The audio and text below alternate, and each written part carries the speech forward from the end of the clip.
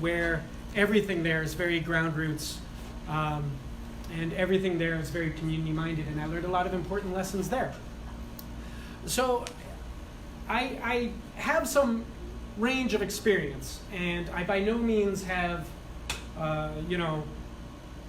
the encyclopedic knowledge or the end-all experience, even that's I can't touch what's just sitting in this room right here. But I've seen some things, and I've learned some lessons. I should also say, on top of being a lawyer and a lobbyist and advocate in the transportation world, I'm also a meditation and Zen teacher. And I sort of saw these worlds kind of come together, right? In these lessons I've learned being an advocate and talking to people. And one thing that we just saw today, in all the talks today, every single person that got up here demonstrated that the world that we are working in transportation is part of a large, interdependent, and intersectional world. And every issue that we talk about, safe routes to schools, bike life, bike paths, all of these things are connected. All of them are really intricately, inseparably connected, right? We can't just advocate one piece without necessarily touching all of the others. And if we try to do that, and it's all too common to get caught up with our blinders and in our silos and advocate just for our one thing, that often it becomes, it's this one thing, it's not that thing, right? And it's not intentional most of the time. We don't mean to do that. We're just so passionate about our one thing, right? That we forget how it connects to all the other things. But it's really important to remember that, because otherwise you lose all the other people. And this goes for every realm in our lives, not just this advocacy world. But I've seen it time and time again. I've been guilty of it time and time again, where I'm advocating for my thing. I'm not really a practicing attorney anymore, though I keep my license. And it's because this is how the legal world works, right? It's all very silo-oriented. And that's not the way to get things done. And it's not the way that we work in relationships in the world. So we really have to remember, as we advocate for things, our connections to the people who are advocating for these other transportation, how we connect as bike people to the mass transit world and that connectivity. Maybe we're the last mile to all of these transit issues, right? And that fosters communication, and that gives us the big picture, and it gives us better ammunition, for lack of a better word, when we talk to the politicians, when we talk to the planning boards, right? We can fit these pictures together a little bit better and a little bit more holistically. But the essence of what I want to say here, and I had some cool stories I was going to tell about kind of where things went right and wrong in my advocacy, but in the interest of time, if anyone wants to hear stories of my life, get me afterwards, and I assume I'll be leaving pretty quick because I don't think anyone's going to grab me.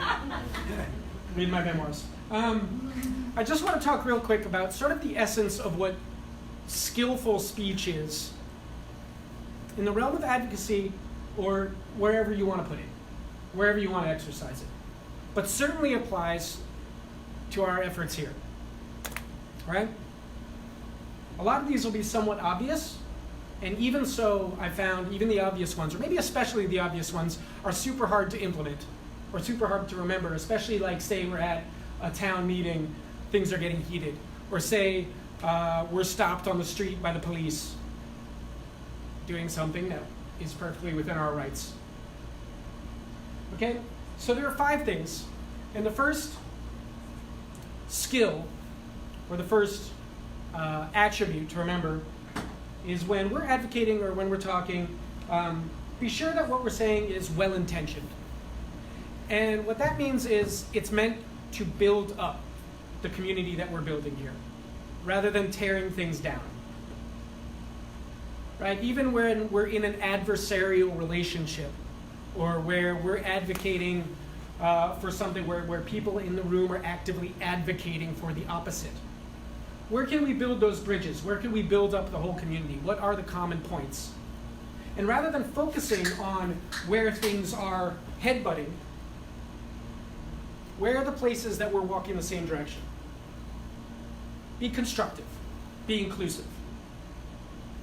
The second, what we say has to be true.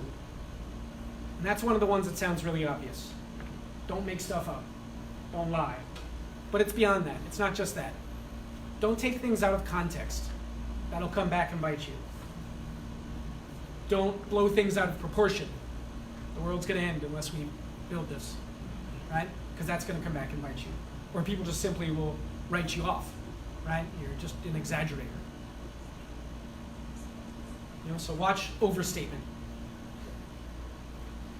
Third, is what you are saying, what you are advocating, beneficial?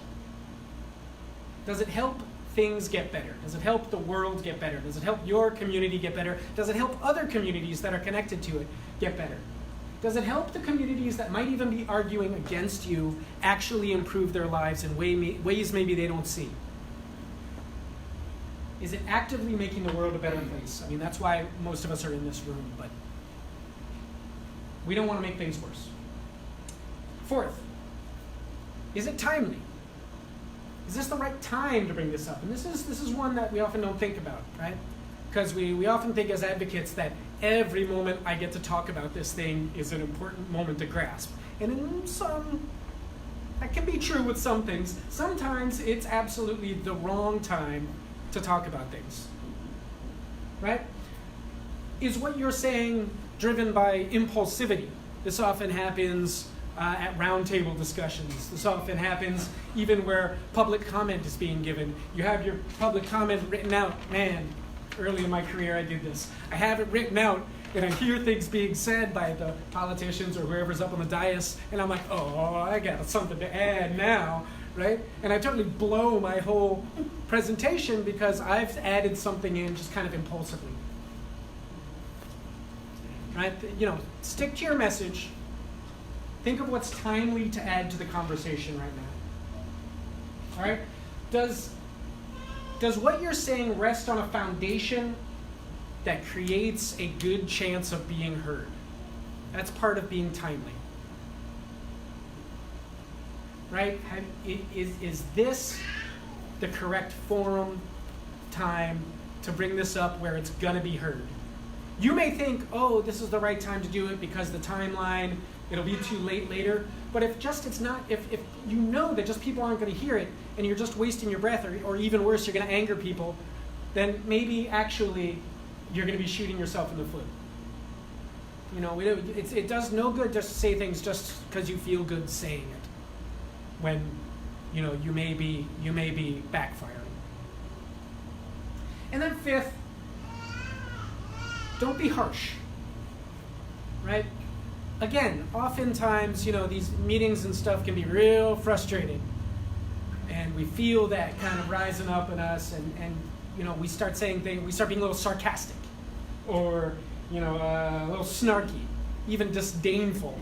These things come back and bite you. People react to that. We react to that. When that's in our face, we react to that. Those encounters on the street where we're pulled over I got pulled over once for riding with traffic, as opposed to against traffic. Yeah, and my impulse was to be snarky, but I had to calm that down. That wasn't going to get at me anyway, right?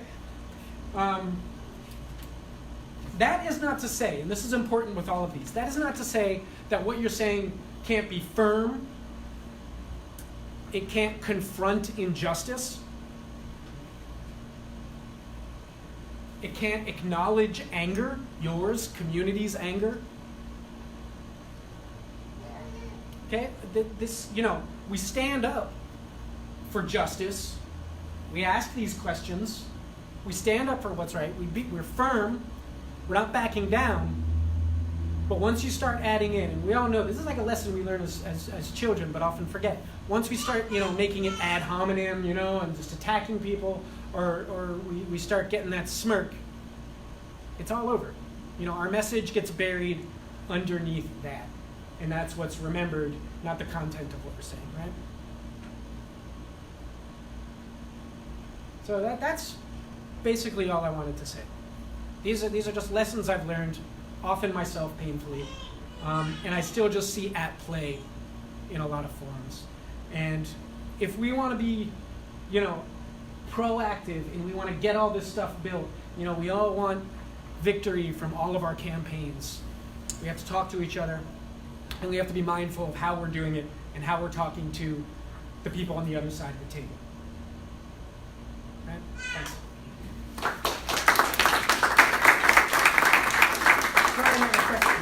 Yeah. One of the challenges I have is that many of my confrontations, I'm on the road. I'm on a bike. My life is at stake. And I have to confront and engage someone in a car who does not like me, right? Who thinks I'm the problem. You're not the only one. Right. I know. I have yet to find the ability not to be harsh. Right? I have gotten better at not cussing at them or calling them an asshole. Those are different. I am getting better, but I need help on that. How do I talk nicely to the car that just squeezed into the bike lane? Right. Well, I think everything is context driven, and certainly on the streets is one place where we may be more apt to kind of like forget the harsh part, the not be harsh, because there's expediency. When your life is at stake, we want to live, right? And we want to do what is necessary to get out of that life-threatening situation. But then there's the step afterwards, right? And what happens afterwards? Once you have the person's attention, you're alive, they've stopped squeezing you between the other car, right? We then have a choice. Are we going to escalate the situation, or are we now going to maybe take the moment not only to collect ourselves and be thankful that we're still alive, but also, somehow muster a way of saying, you got to check your mirrors because I was right there, right? And I don't have a magic bullet for that. I mean, that's something that I think takes a lot of practice, and it takes a lot of presence. And presence is something that's in short supply when your life has just been in danger. I remember a situation like that happening to me on the streets of New York, a cabbie coming in. I was in the bike lane, came right, and I kind of like clipped a mirror of one of the parked cars. I was pushed so far over there right into them. I'm hitting the window on the cab. Cabs then swerves at me, saying I'm attacking him. So now he's kind of like, we're action movie style now, right? Now he's actively trying to run me into stuff. So he stops and he starts yelling at me and I start yelling at him. Typical situation, right? Then something happened and I'm not taking responsibility for it. And I would love to talk to this guy now years later.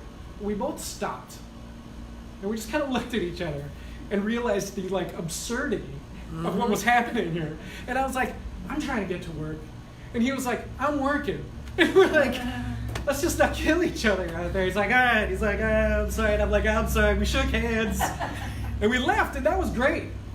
That's not every time, But that taught me a lot. And I carry that with me now. And that's like 10 years ago, I carry that with me now, and I think about that in these situations. Where, my first reaction is, this son of a, I want to heave a rock through a window. But what happens that moment after you're not in danger anymore is something that takes a lot of just presence of mind, and getting that presence of mind takes a lot of practice. So I don't have a magic bullet for you on that. I mean, whatever you can do to kind of practice that sort of mindful presence so that you can access it in a second.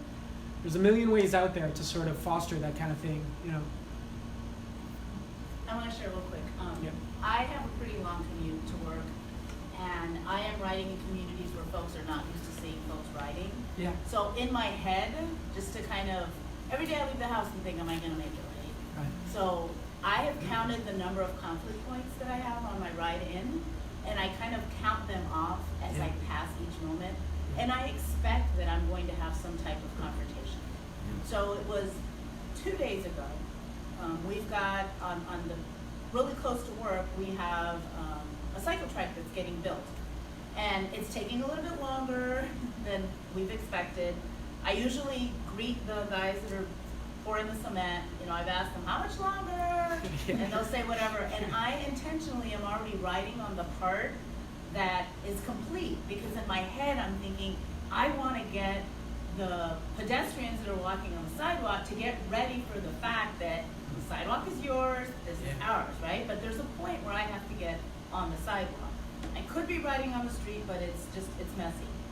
So a person came out around the corner, but I'm riding slowly enough on the sidewalk, and so now I'm kind of creeping behind him, and I'm like, I'm just gonna say it, and I don't know what the person's reaction is going to be, but I said, excuse me, and he turned around and I said, just a suggestion that maybe when you come out to the sidewalk, that you might just look in the other direction, because I almost hit you because I didn't see you were coming. Yeah. And he went off.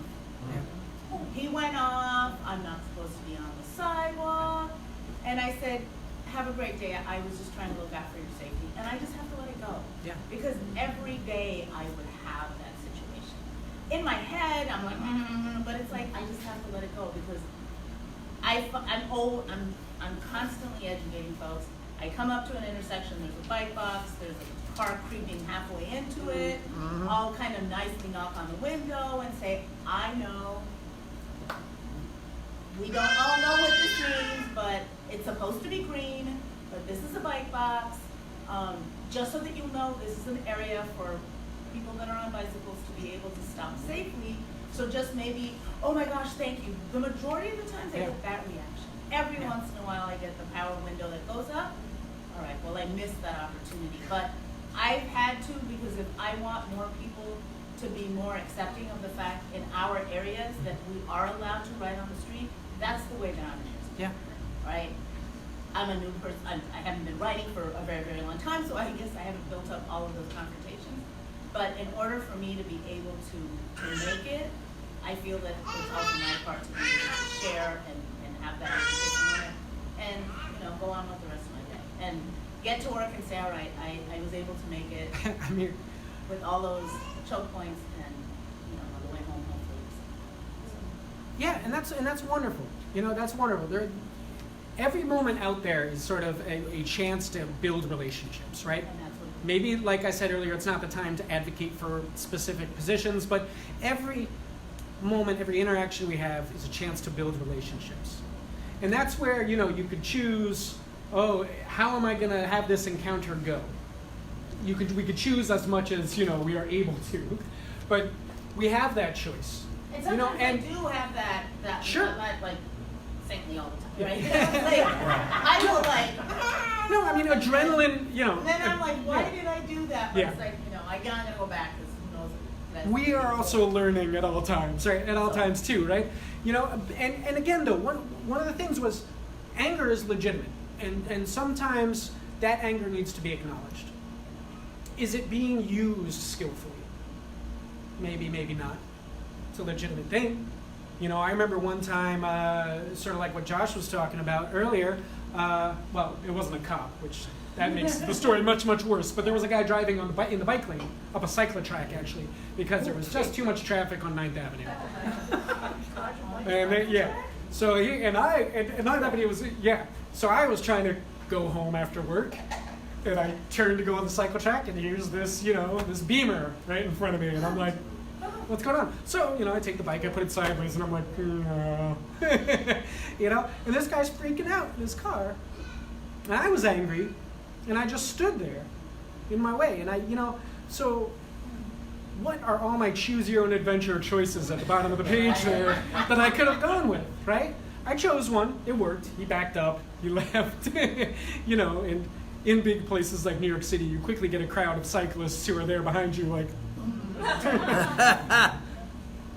but yeah, we have these opportunities to build relationships all the time, and it's difficult. And this isn't just on the streets. This is in the meetings. Oh. This is, we have these same dynamics at work where sometimes we're going to do everything right. We're going to be saintly, as you said, and do our best, and we're still going to get the reaction. blowing up in our face. You know? But we've all been on the other side of that too. We've all blown up at some point in our life at a time where we're like, I really acted like an ass. I really kind of blew that out of proportion. Usually we've learned something from that. And think about that. That's on the other side of that exchange right now. Is that person now, if you're remaining calm and they're blown up, they go home and they're like, that's not the kind of thing usually that you just put aside when you have that sort of altercation. So they just learned something. It's just as educational most of the time. Right? Kind of want to bring up you keep talking about making relationships happen, but I think one thing to keep in mind is, actually I'll start with a question. How many of you drive regularly in the urban settings? Right, so it sucks. You are frustrated, you're aggravated, and that is where a lot of these conflicts start from, is the drivers themselves are internally, they are just angry. It's what we call the battle for space. Mm-hmm. There's far too little of it, especially here in the congested Northeast. Yeah. Yeah. Not as bad as ours. And No, it isn't. but it's real that. I mean, I drive a lot for this job, which is kind of the irony. But the point is, I'm now, and I drive fine, but it's, I understand where a lot of these people are coming from now, much more than when I refused to drive. And you, in order to build a relationship, you have to know where the other person's coming from. You really have to build the empathy. And as a bike rider, there are the life-threatening situations, so it's very easy to get heated. But on the other hand, like, the rest of your ride is joyful. Whereas the drivers are dreading their ride from the moment they leave their car, or leave their house and get in their car, and it's a shame because they have no options. It's tense. And you feel trapped in an automobile, because you are trapped in an automobile, and if you're in traffic, you are literally stuck in, and you don't get to make any of the decisions. So I really want to put this into context that when you are having these interactions, these relationships that you're building, that these people are starting from a really bad place in life. And we've all been there. But I'm a much better driver now that I bike a lot. I'm a much better biker now that I understand the limitations of drivers. And I understand what it means to startle a driver. When I'm in a car and I'm at a stoplight and a biker that I'm not expecting buzzes past me, I'm startled because I'm fearful that I'm going to damage them or harm them, and then that becomes an aggression and an anger internally for me as the driver. So I really just want to put that out there, is that, like, it really starts with empathy, and then you can build a relationship from that. And if you aren't, even though they are life-threatening, and I'm not saying that's okay to be in a situation where it's dangerous, but like, you need to take a step back from where you are and try to put yourself in their shoes in order to even start a relationship conversation. And then, yeah. I was just going to piggyback on that actually a little bit. The first thing is just like, I always had nightmares when I was an advocate that there was going to be a headline, "Bike advocate kills cyclist in car." Right? Every time I was driving and someone would zoom by, I'd be like, oh my God, I almost killed a cyclist. I have noticed it in my life that, it's so context driven. When I'm in a car, I'm like, oh, look at these idiots. You know, like, I'm trying to drive here. When I'm on a bike, I'm like, that car just cut me off. What a moron. When I'm walking, I'm like, you better stop for me because I'm crossing right now. It's so hard to get out of our head and to step into those other shoes, right? And all these things I was talking about, all these 5 points, a big component of all of them is that perspective taking. Being able to take that perspective of the other party, right? And how that can benefit the relationship, how it could benefit the campaign, how it could benefit their position, your position, the world at large. Because again, it's all connected, right? But it's about perspective taking and being able to do that. It's not an easy thing, especially in the heat of the moment, whether that's meeting or on the street or whatever context that is. And even in these situations, when it comes down to just general advocacy, like, say you want the grates on your roadway changed so they don't catch your wheel. If all you do is harangue the high-level district person over and over and over again with the same message, you're not going to get it.